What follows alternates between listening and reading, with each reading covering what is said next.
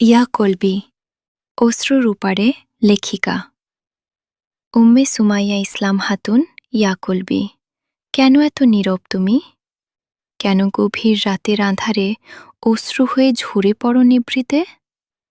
যে স্বপ্নগুলো একদিন চাঁদের আলোয় সাজিয়েছিলে, আজ তারা ভাঙা আয়নার মতো বুকের ভেতর বিঁধে থাকে। ইয়া কলবি, তুমি কি এখনও অপেক্ষা করো সেই হারিয়ে যাওয়া দিনের জন্য, যেখানে ছিল হাসির কোলতান আর ছিল ভালোবাসার উষ্ণ ছায়া?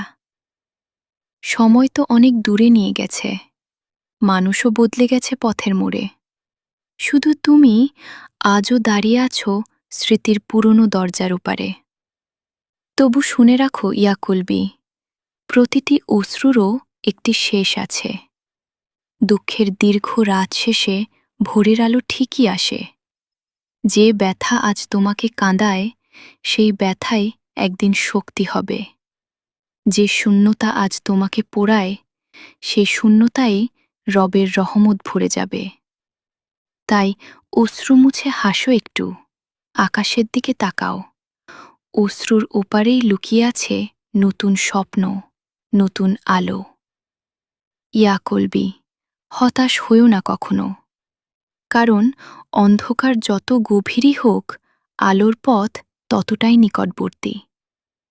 অশ্রুর ওপারে অপেক্ষা করে একটি শান্ত হৃদয়, একটি সুন্দর সকাল, আর রবের অসীম রহমত।